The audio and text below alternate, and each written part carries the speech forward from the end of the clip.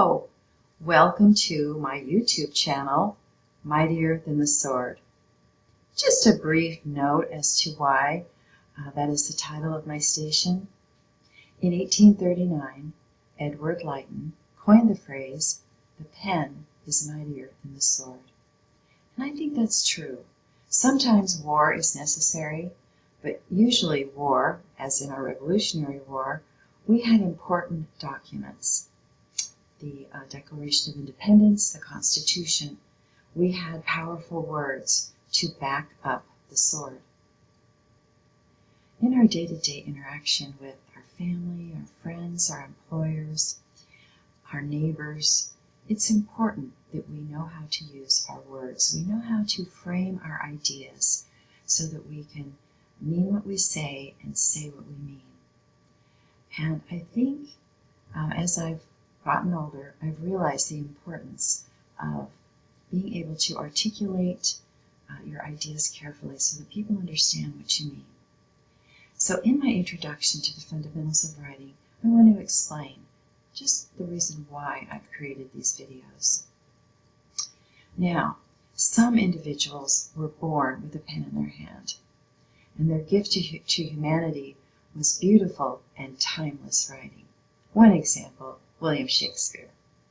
His beautiful tragedies, his comedies, his poetry, they're timeless, aren't they? And then my favorite author, Emily Bronte, who wrote Jane Eyre and Wuthering Heights. Then there's the rest of us. We need some step-by-step instruction, some coaching, some review, and lots of practice so that we can write competently. During my 30 years of teaching college English, I have examined many sickly essays. And here are the symptoms of a sickly essay. Faulty paragraph and sentence structure. There's a multitude of grammar and punctuation errors. No organization. No controlling idea or thesis statement, and many unsubstantiated generalities. There's lack of documentation, and no methods of development were used to prove your ideas. This little sample up here of an unfortunate piece of writing, we've all seen that, and it's such a blow to our ego. Well, there's no shame in having written a sickly essay. But the effects are, you might feel discouraged because you don't know how to improve your writing skills. And you may want to give up. But I'm telling you, you are not alone. According to the National Assessment of Educational Progress, 3/4 of 8th graders and 3/4 of 12th graders lack proficiency in writing.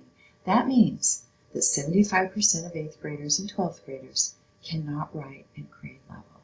It's shocking, isn't it? Check my statistics. You can Google this. Now, sometimes we get an assignment from our teacher. We need to write a report, an essay, and we are rushed for time. We don't feel competent, so we ask our parent or a friend, or we go on the internet and we pull something off the internet that someone else has written, and we submit that as our own work. Because our ego tells us it's important to appear competent. But that need to appear competent prolongs our incompetence.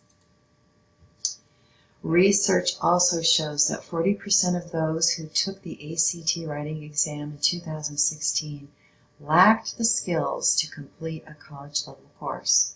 So as a result, 40% of college students must take some kind of remediation to successfully complete a college-level course. This puts you at a distinct disadvantage. I'm going to create a little analogy. You're running a race. You're all standing there at the beginning of the race, and the gun goes off. But you know what? They're making you go back 100 yards. And that's what it's like when you have to remediate in college. You take these courses, you don't get credit for them towards your college degree, and they're expensive. So it's much better to walk into the college atmosphere prepared that you are successful, so that you will be successful in your college courses. Many of our schools are not teaching the fundamentals of writing. Experimental and untested curricula have replaced old school curriculum. And I'm an advocate of old school curriculum. I have seen students writing at D+, C- level who have adopted my strategies for writing, and they ended up earning an A in the class. My old school curriculum includes vocabulary development, grammar, sentence structure, paragraph structure, essay organization, methods of development, and documentation of research. Who or what is responsible for this educational catastrophe where the majority of our students are not competent writers? Well, we had a cultural shift in the 70s, and you can read about that in your history books. There was also a push towards inclusiveness, which, although had good intentions, it had the unfortunate result of admitting underprepared students to college. And then there was an explosion of remediation in the colleges. Whole departments were developed to deal with all of this remediation. We've also had grade inflation and the relaxation of academic standards.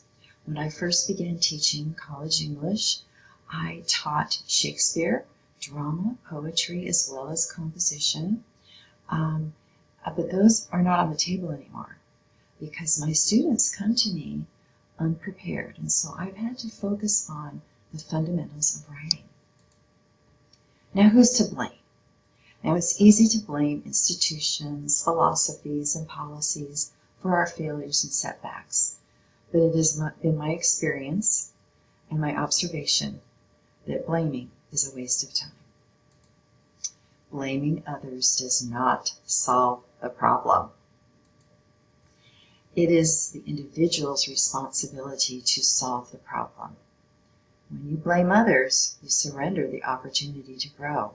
And so these videos are for those people who want to assume the responsibility for their own personal growth. Now, this is your academic and career reality.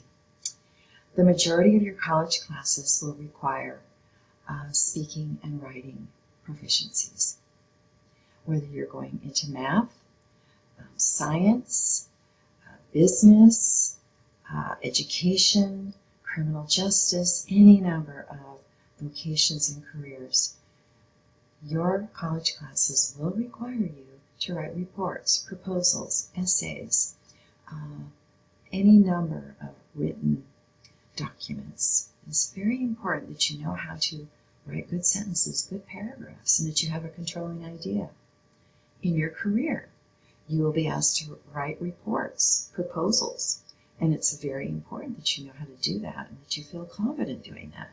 That will really separate you from the rest of the people in the workplace in a good way. Looking into your future. If an employer must decide between two equally qualified candidates, your writing and speaking skills may be the deciding factor. Yes, these instructional videos are old school. I admit it. Vocabulary, sentences, paragraphs, grammar, essay organization, developing that thesis statement, methods of development so you can prove your ideas, and documentation. That's what we're going to be talking about. To become excellent in any field requires self-discipline and persistence. What is self-discipline? Well, for me, it's doing a task that I might not be in the mood to do. I might feel no confidence in doing it. I might feel a little discouraged, but I have the self-discipline to do that task every single day with the objective in mind that I'm going to get a little better every single day. And then there's persistence. There will be days where we face an intellectual roadblock. We just can't seem to make any progress. We just keep doing the same mistakes over and over again.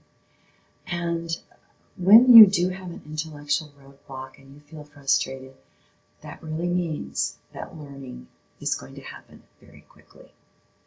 So think of your favorite athlete, your favorite musician, your favorite writer.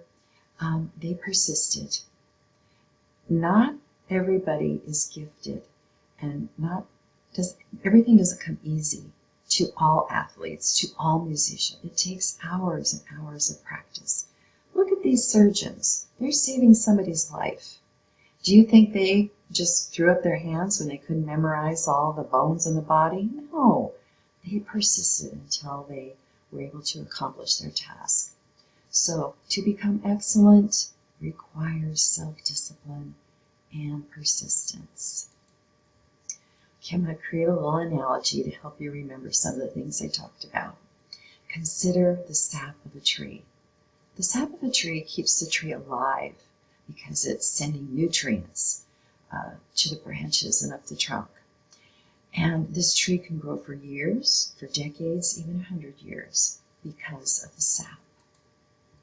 So it is with your writing. Nurture your writing by building your sap. S, study the writing fundamentals. Study them until you're dreaming about them. Apply those writing fundamentals to your writing.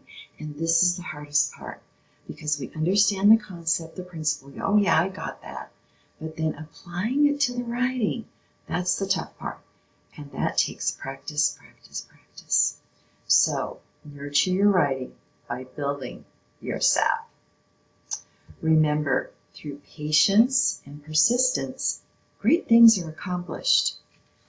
So to sum up, I want you to remember that you are not alone if your writing is not to the level that you want it to be. The majority of the people your age are in that situation. Don't blame others. That's just a waste of time. Assume responsibility for your writing proficiency. Your academic success and your success in your career depends on your proficiency in speaking and writing. Remember to build your SAP. Study your writing principles. Apply those writing principles and practice, practice, practice. Remember that self-discipline and persistence are the precursors of excellence. That's the end of this video, and my next video is about building a rich vocabulary, and I'll see you then.